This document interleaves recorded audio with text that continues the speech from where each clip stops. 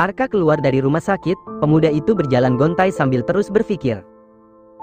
Apa yang selanjutnya akan ia kerjakan, demi mendapatkan uang? Ayahnya sudah sangat kritis. Sementara ia tak tahu harus mencari uang dengan cara apa lagi, pikirannya seakan tertutup. Selama beberapa waktu belakangan ini, sebenarnya ia mulai melamar kerja ke berbagai perusahaan. Namun karena ia masih kuliah, tak banyak perusahaan yang menyediakan kerja part-time. Arka bisa saja memindahkan jadwalnya untuk kuliah malam. Tetapi rata-rata kantor pulang jam 20. Ada yang bubaran jam 5 sore, namun jauh. Jika ia memaksa ke kampus pun, sudah pasti akan terus terlambat. Dan lagi pula, saat ini ia membutuhkan uang mendesak. Hutang ibunya masih banyak, ayah tirinya butuh biaya untuk pengobatan, serta kampusnya yang menunggu pembayaran. Arka benar-benar kalut. Tiba-tiba mata Arka menangkap seseorang melintas di depan pagar rumah sakit. Ketika ia tengah berdiri di muka lobi. Liana. Gumam Arka seraya memastikan. Tak lama kemudian. Liana. Arka berteriak, namun agaknya gadis itu tak mendengar. Liana. Arka mengejar Liana, sementara kini gadis itu berjalan dengan cepat menjauhinya. Agaknya ia mulai sadar dengan kehadiran Arka. Liana, tunggu. Liana terus mempercepat langkahnya, bahkan kini terlihat setengah berlari. Liana, tunggu. Arka mencegat Liana. Kamu mau apa? Tanya Liana dengan nada ragu-ragu. Entah mengapa justru kini gadis itu yang tampak ketakutan pada Arka. Berbanding terbalik dengan Arka yang selama ini takut kepadanya. Saya mau terima tawaran kamu waktu itu. Ujar Arka seraya menatap Liana. Ma, maksud kamu? Tanya Liana ragu. Gadis itu lalu membenarkan kacamatanya yang sedikit turun. Saya mau menikahi bos kamu, Amanda. Liana agak sedikit terkejut mendengar pernyataan itu. Kenapa tiba-tiba kamu berubah pikiran? Tanyanya kemudian. Saya sudah pikirkan matang-matang dan saya mau. Saya setuju untuk menikahi dan menghamili dia. Saya juga setuju menunggu dia sampai melahirkan. Tiba-tiba Liana teringat pada peristiwa beberapa hari lalu. Di saat ia mengatakan pada Amanda jika usahanya telah gagal. Dia nggak mau? Tanya Amanda saat itu. Maafkan saya Bu, saya sudah berusaha semaksimal mungkin. Ujar Liana seraya tertunduk. Ia takut dipecat oleh Amanda karena sudah gagal menjalankan misinya. Namun alih-alih marah dan berteriak, Amanda justru malah terduduk di kursi dan diam menatap suatu sudut. Tak disangkanya meski memiliki power, ternyata tak mudah untuk mendapatkan segala yang ia inginkan. Ya sudah, ujar Amanda kemudian. Nggak usah dilanjutkan lagi, imbuhnya. Jadi, saya boleh istirahat Bu? Tanya Liana. Amanda mengangguk, Liana pun sumringah lalu pergi meninggalkan tempat itu. Gimana? Bisa saya ketemu Amanda? Tanya Arka membuyarkan lamunan Liana. Maaf. Sepertinya Ibu Amanda sudah menyerah. Menyerah? Iya, dia sepertinya sudah berubah pikiran. Kalau kamu maksa, kamu temui saja dia sendiri. Saya nggak mau terlibat, takut salah ambil tindakan. Saya masih butuh buat kerja sama dia, saya permisi. Liana pergi meninggalkan Arka. Arka sempat diam sejenak, tak percaya dengan apa yang ia dengar. Namun kemudian, Liana. Arka kembali menyusul Liana. Namun kali ini Liana berlari, seperti orang yang dikejar kamtip.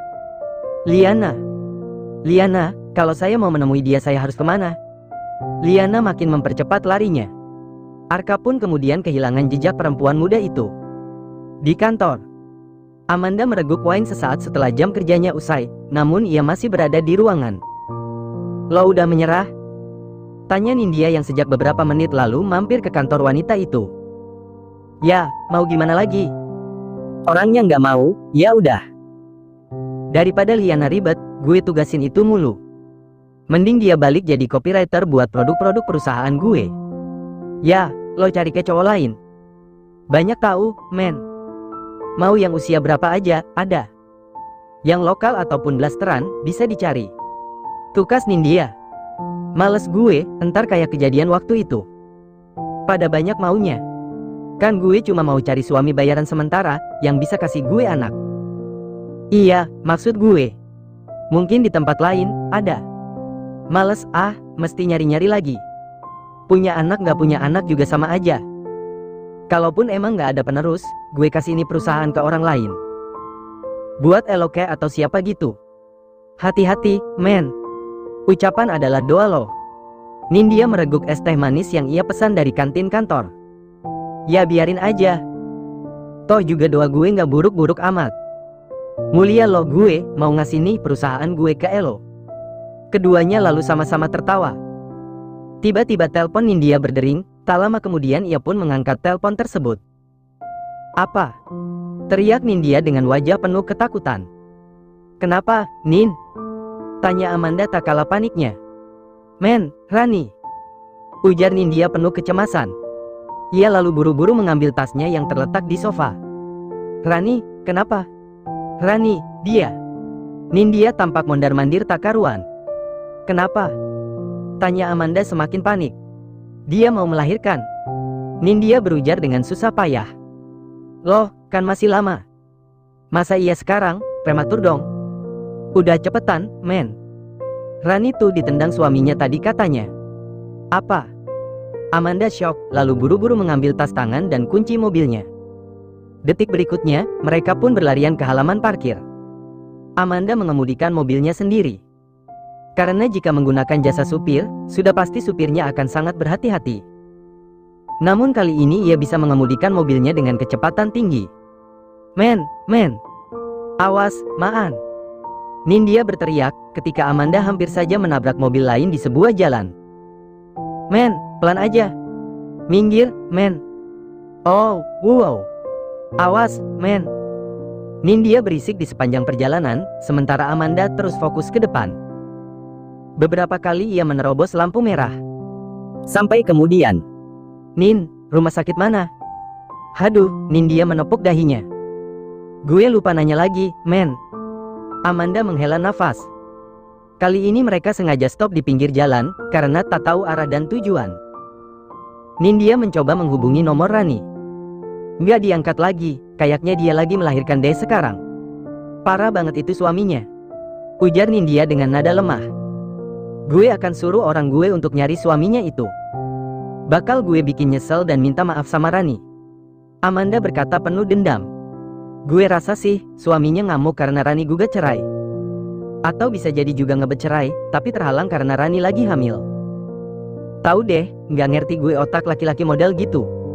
Apalagi gue. Ujar Amanda. Wanita itu menghela nafas, mereka belum juga mendapat kabar. Sementara kini Nindya mencoba menelpon lagi ke nomor Rani. Halo, Ran. Tiba-tiba telepon tersambung setelah sekian lama. Nin. Suara Rani terisak di seberang, tak lama kemudian tangisnya pun pecah. Nindya berusaha menenangkan, sambil bertanya di rumah sakit mana kini Rani berada. Tak lama berselang, Amanda mengemudikan mobilnya kembali. Menuju ke tempat yang telah diberitahukan oleh Rani. Sesampainya di sana mereka langsung menuju ke kamar tempat di mana Rani dirawat. Wanita itu menangis, ketika akhirnya Amanda dan Nindya masuk. Air mata Amanda jatuh, sementara Nindya terseduh-seduh. Rani menangis di pelukan kedua sahabatnya itu, bayi yang dikandungnya tak dapat lagi diselamatkan. Ia pun menceritakan kronologinya. Benar dugaan Nindya, suaminya itu sudah sangat ingin bercerai secara hukum dan berencana menikahi selingkuhannya. Namun terhalang kehamilan Rani. Karena orang yang sedang hamil tidak bisa bercerai hingga anaknya lahir. Ia pun marah dan menendang Rani dalam sebuah perdebatan panjang. Kedua anak Rani melihat ibunya jatuh dengan posisi pendarahan. Mereka lalu meminta tolong pada tetangga. Kebetulan di rumah hanya ada mereka bertiga saja saat itu. Sesaat setelah menendang ayah mereka pergi entah kemana. Rani dibawa ke rumah sakit, namun bayinya tak sempat tertolong. Lo harus lapor polisi, Ran. Lo nggak boleh diem aja. Ujar Nindya menggebu-gebu. Rani mengangguk sambil masih menangis. Gue yang akan menyeret dia ke kantor polisi. Amanda berkata dengan penuh dendam, seraya melempar pandangan ke suatu sudut. Brengsek itu orang. Ujarnya lagi. Liana. Tok, tok, tok. Sebuah ketukan pintu mengagetkan Liana di pagi-pagi buta. Liana pun membuka pintu kamarnya dan ternyata ibu kos. Ada apa ya, Bu? Tanya Liana heran. Tak mungkin ia ditagih uang kos karena beberapa hari lalu ia telah membayar. Ada yang nyariin kamu? Ujar ibu kos tersebut. Siapa, Bu? Liana kembali bertanya. Ibu nggak tahu. Cowok, ganteng. Kayak bintang iklan gitu mukanya. Hah? Liana buru-buru ke depan dan mengintip dari balik tembok.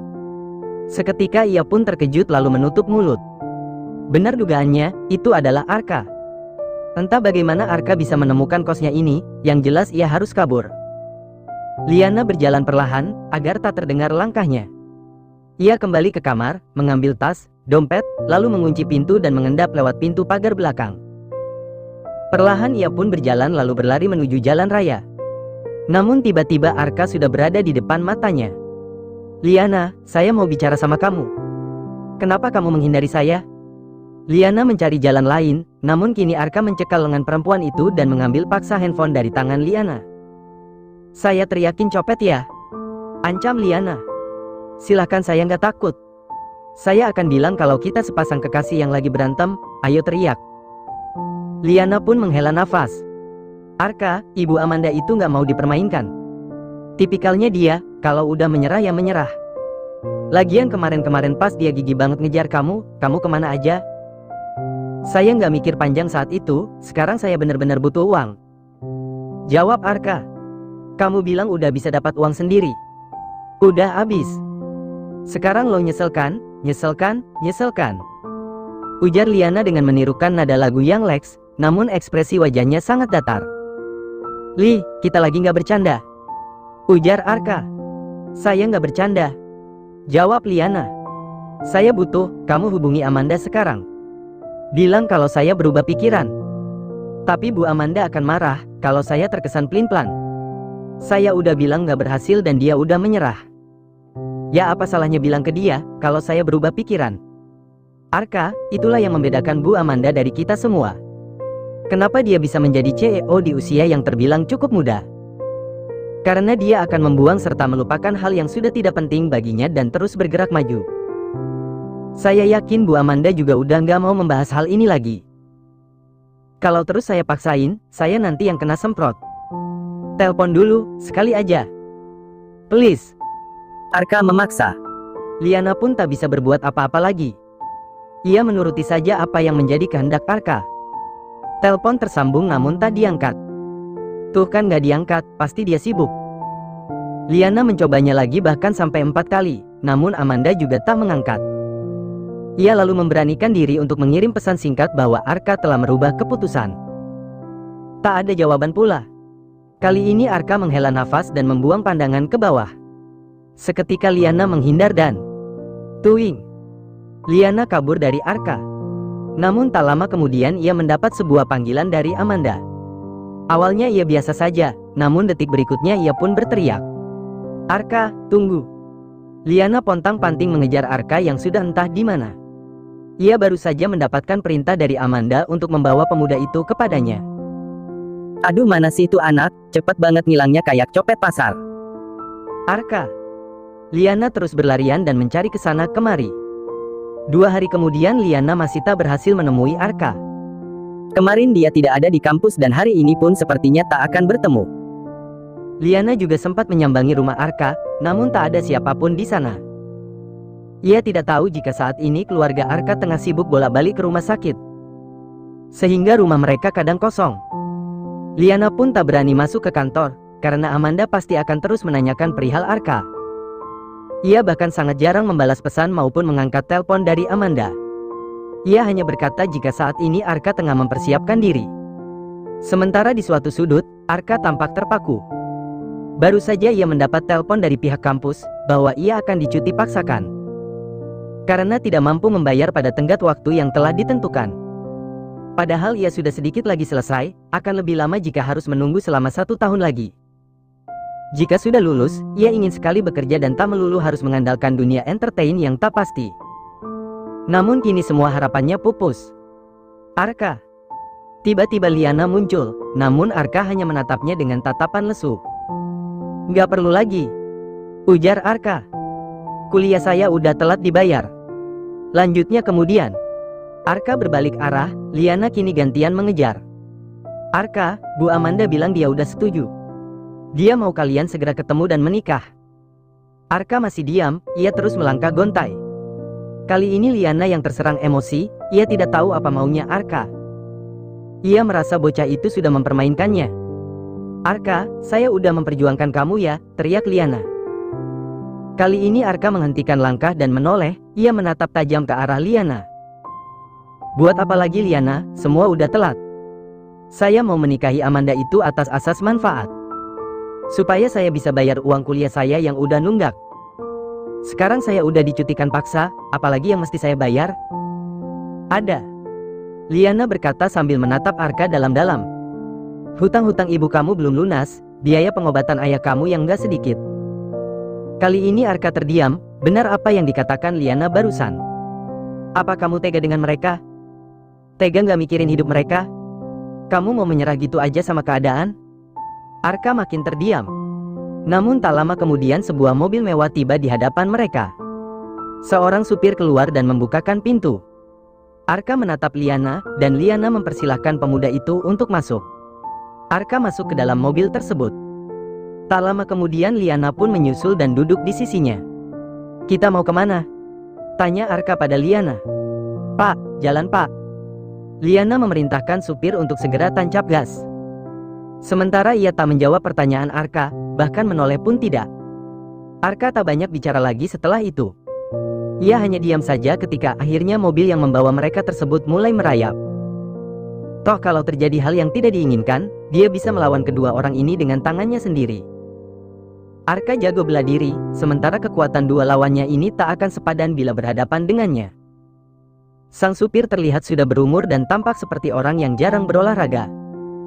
Sedang Liana sendiri bertubuh mungil dan terlihat lemah. Jika ada apa-apa, tinggal pukul sekali pasti langsung pingsan pikirnya. Beberapa saat berlalu, mobil tersebut berhenti di sebuah rumah mewah dan besar, yang berdiri di sebuah kompleks perumahan elit. Arka melangkah perlahan, ketika pintu mobil tersebut dibuka. Ia memperhatikan halaman yang begitu luas membentang di hadapan matanya. "Ayo." Liana mengajak Arka melangkah ke dekat pintu utama. Mereka langsung disambut oleh beberapa asisten rumah tangga yang tersenyum dengan ramah seraya membungkukkan badan. "Anita." Liana menyebut nama seseorang. "Iya, Bu Liana." Seorang asisten rumah tangga berwajah manis pun mendekat kepada Liana dan Arka. "Ini Tuan Arka, calon suaminya Ibu Amanda. Tolong perlakukan dia dan layani dengan baik." Arka diam saja ketika Liana mengatakan hal tersebut, sebab ia pun bingung harus berkata apa. "Baik, Bu," jawab Anita seraya masih tersenyum dengan ramah. "Kalau ada apa-apa, telepon saya," ujar Liana lagi. "Baik, Bu," jawab Anita kemudian. "Arka, saya harus pergi. Saya harus mengurus baju pernikahan, orang yang menikahkan kalian dan juga dekorasi tempat. Ibu Amanda menyerahkan semuanya sama saya." "Oke," jawab Arka singkat. Liana pun pergi menaiki mobil yang tadi. Sementara kini Arka masih terpaku di depan pintu rumah tersebut. Ia masih ragu apakah ia harus melangkah maju, atau mundur dan menyudahi semua ini sebelum terlambat. "Tuan Arka, ayo masuk." Arka menatap Anita yang tersenyum. Ia menghela nafas panjang, sebersit keraguan masih menyelimuti hatinya. Namun detik kemudian Arka pun mantap melangkahkan kaki. Ia berjalan sambil memperhatikan rumah dengan segala isinya yang terkesan mewah tersebut. Jujur belum pernah ia melihat rumah sebesar itu sebelumnya, meski di dalam proses syuting sekalipun. Rumah-rumah yang kerap menjadi lokasi saat ia syuting hanyalah rumah standar, yang berada di kompleks perumahan standar pula. Tetapi rumah ini, lebih mirip seperti kastil. Bahkan rumah ini adalah rumah paling megah, di antara rumah-rumah lain yang berdiri di sekitar. Ia penasaran, seperti apa sosok Amanda sang pemilik rumah ini. Karena sepanjang mata melihat tak ada satupun foto Amanda yang terpajang di sana. Hanya ada beberapa lukisan yang menggantung di dinding. Mungkinkah Amanda itu jelek pikirnya? "Ah, yang penting dia kaya dan bisa dimanfaatkan hartanya," gumam Arka. Toh kalau seandainya harus berhubungan suami istri, tinggal matikan saja lampu. Lanjutnya lagi. Arka dibawa menuju ke sebuah kamar, ternyata kamar itu juga besar. Seperti ruangan Presiden Suite pada sebuah hotel bintang 5. Ada kamar mandi, ruang tamu, kulkas, televisi, serta laptop gaming. Arka terpukau dengan semua itu, seketika otak jahatnya pun keluar. "Baiklah Amanda, kita lihat apa aja yang bisa gue bawa keluar dari rumah ini." Arka tersenyum, namun dalam hatinya ia tertawa jahat. Ia tak lagi ragu untuk menjadi seperti teman-temannya, yang bisa memanfaatkan orang lain demi mendapat kesenangan. Sudah terlalu banyak kesusahan yang ia rasakan. Saat ini ia hanya ingin merasakan kegembiraan, kemewahan, dan kekayaan yang berlimpah. Selamat sore. Dua orang masuk ke kamar Arka, tepat setelah beberapa saat ia berada di kamar itu. Arka terkejut, namun kemudian Anita pun hadir di antara mereka. Tuan Arka, dua orang ini adalah karyawan dari desainer terkenal. Mereka ingin mengukur badan Tuan Arka untuk pembuatan beberapa suit yang mungkin nanti berguna untuk Tuan. Ujar Anita seraya tersenyum.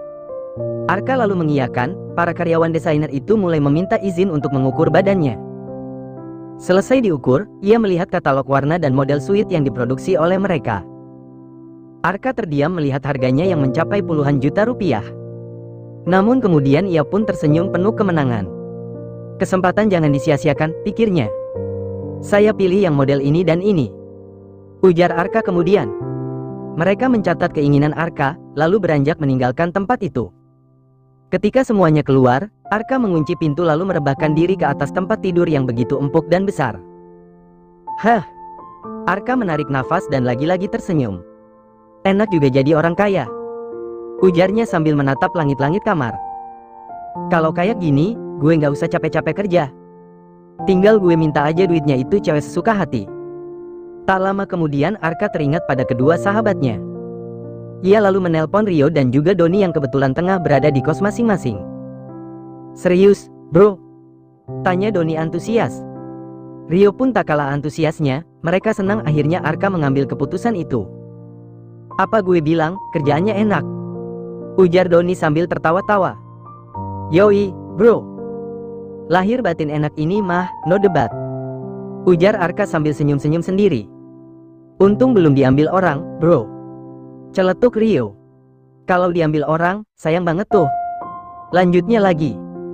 Gue pernah bilang sih kemarin-kemarin sama Rio. Kata gue, kalau sampai si Arka nolak nih. Jujur dia bego banget, kata gue. Ingat gak Ri, yang gue bilang gitu? Tanya Doni. Iya gue inget. Jawab Rio. Arka tertawa-tawa. Apa susahnya ngebuntingin perempuan? Rio membuat mereka bertiga makin terkekeh. Yoi, bro. Cuma perlu satu alat doang. Timpal Doni. Hahaha. Ketiganya lalu tertawa. Tok, tok, tok. Tiba-tiba terdengar sebuah ketukan. Bro, ntar gue telepon lagi ya. Ujar Arka. Oke. Jawab Rio dan Doni nyaris di waktu yang bersamaan. Arka pun mematikan handphone dan membuka pintu. Ya. Jawab Arka pada 3 orang asisten rumah tangga yang tengah berdiri. Tuan Arka, ada pesan dari Ibu Amanda. Tuan Arka disuruh makan. Ah, oke. Jawab Arka. Silahkan Tuan. Arka berjalan mengikuti salah satu asisten rumah tangga, sementara yang 2 lagi ada di belakangnya. Ia dibawa ke ruang makan yang lebih mirip ruang makan kerajaan, di mana ada meja mewah yang cukup panjang dengan banyak kursi.